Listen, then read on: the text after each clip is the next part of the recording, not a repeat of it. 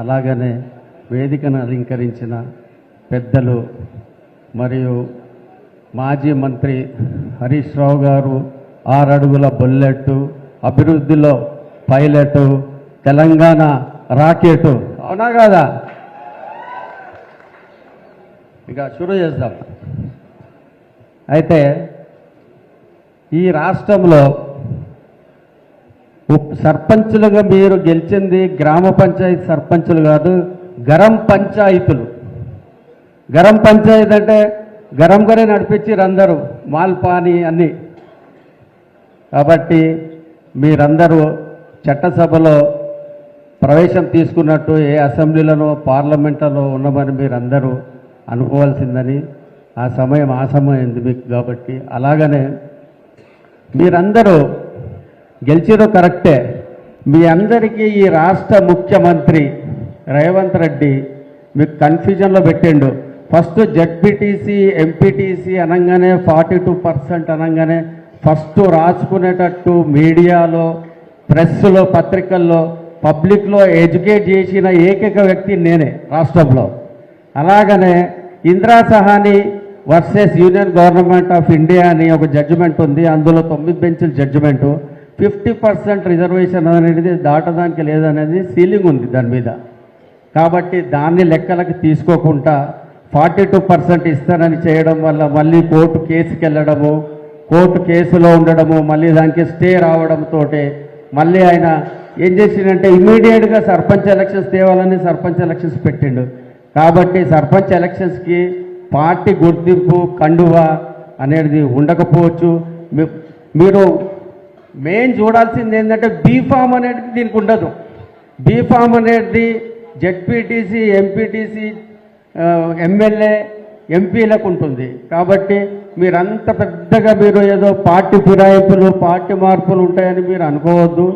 మీరందరు కలిసి ఏదైతే సందర్భంలో కేసీఆర్ గారి నాయకత్వము మనం ఇంకా బలపరచాలి, ఇంకా బలంగా తీసుకుపోవాలి. మన దగ్గర కేసీఆర్ బాబు ఉండు, 6 అడుగుల బుల్లెట్, హరీష్ రావు సాబ్ ఉన్నాడు, బాలమురుగన్ కేటీఆర్ కూడా ఉన్నాడు మన దగ్గర.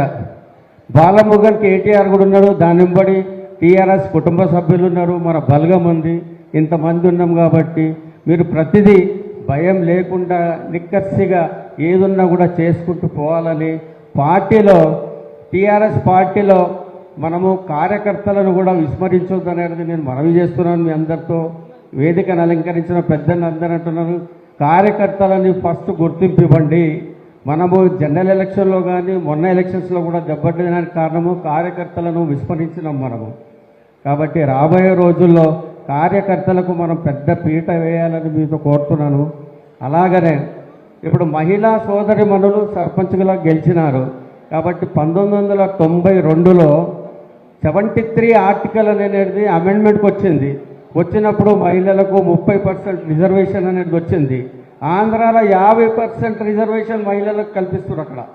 కాబట్టి మనం కూడా రాబోయే రోజుల్లో మహిళలకు పెద్ద పీట వేయాలని. ఇంకోటి ఏముందంటే మీకు ఇప్పుడు గ్రామ పంచాయతీ సర్వసభ్య సమావేశం జరిగేటప్పుడు మహిళా సర్పంచ్ ఎంబడి మహిళా సర్పంచ్ భర్త, నార్త్లో అయితే ఏమంటారు అంటే అక్కడ ఎస్పీ అంటారు, సర్పంచ్ పతి అంటారు అక్కడ.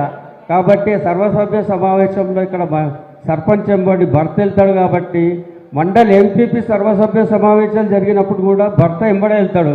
కానీ మహిళలకు 92 ఆర్టికల్ 73 ప్రకారంగా వాళ్ళకు స్వతంత్రత అనేది కల్పించాలి. అది మన హక్కు.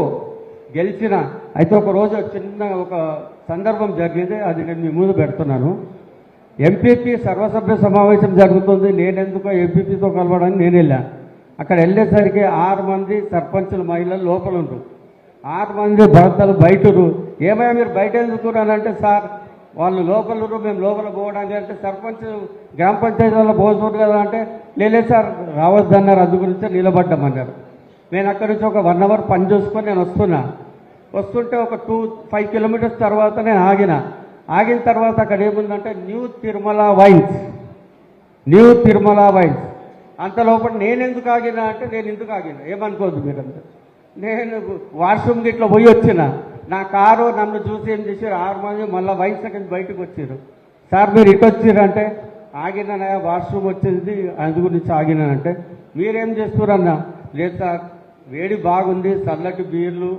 ఇంకో ఆయన ఏమన్నాడంటే అంటే వేడి గురించి కోటర్ కూడా తాగుతున్నాం సార్ అంటే ఓకే క్యారీ అని చెప్పిన తర్వాత రెండో రోజు అదే రోజు వస్తుండే ఆయన రాత్రికి వీళ్ళని వదిలేసారు భార్యలను. పాప మహిళా సర్పంచ్లు అందరూ ఎట్లనో ఆటోలు గీటోలు ఎక్కి ఇంటికి వెళ్ళిపోయారు. పొద్దుగాల నేను ఫామ్ హౌస్కి పోతే సర్పంచ్ భర్త ఇద్దరు వచ్చారు పొద్దున్నే 6 గంటలకు. ఏమైందని అడిగిన, ఈ దొంగ వచ్చినోడు రాత్రిలో నాకు అక్కడ వదిలేసిండు, తాగిండు, ట్రాఫిక్ కోడ్ పట్టుకుంటూ ఊజుమన్నాడంట, ఊజిండు. 5,000 అడుగుతుండే. నేను వాళ్ళ నిన్ననే 1,000 రూపాయలు ఖర్చు పెట్టుకున్నాను. అది నేనన్నా సరే 5,000 నేను ఇస్తానే అమ్మా, నీకు 5,000 కదా, 5,000 నేను ఇస్తుంది, కోర్టు కేసు పోవాలంట అంటే. కాబట్టి అనేది ఏంటంటే ఈ తాగడం వల్ల లివర్ ఖరాబ్ అయిపోతుంది. మీరు బీర్ తాగితే బ్లడ్ ఖరాబ్ అయిపోతుంది, కళ్ళు తాగితే కిడ్నీలు ఖరాబ్ అయిపోతాయి. కాబట్టి ఇవన్నీ ఆలోచించుకుంటే మీ దృష్టిలో పెట్టుకొని మహిళా సర్పంచులకు భర్తలకు రిక్వెస్ట్ ఏంటంటే వాళ్లకు స్వతంత్రత అనేది ఇవ్వండి.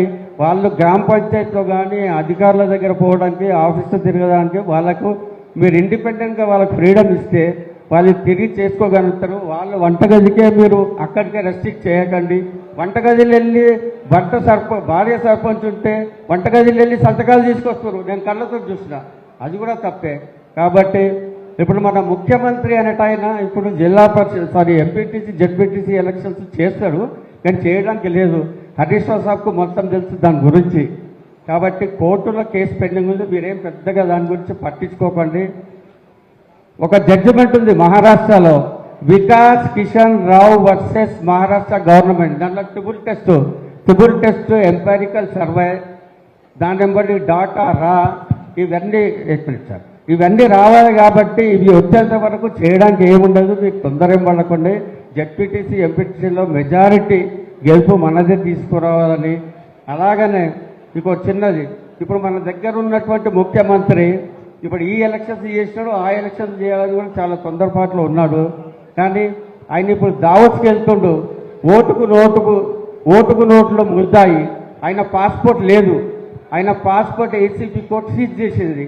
ఆ ఏసీపీ కోర్టు పాస్పోర్ట్ తీసుకోవడానికి హైకోర్టుకి వెళ్ళి రిలీజ్ చేయించుకున్నాడు. మళ్ళీ మార్చిలో ఆయన ఆ పాస్పోర్ట్ అనేది సరెండర్ చేయాలి. మళ్ళీ ఆయన పెట్టుబడులు ఎక్కడి నుంచి చేస్తాడు? పాస్పోర్ట్ లేనోడు, పాస్పోర్ట్ మీద కేసు ఉన్నోడు ఇవన్నీ చేస్తాడని మీరందరూ ఇవన్నీ క్లియర్గా చూసుకోవాలి.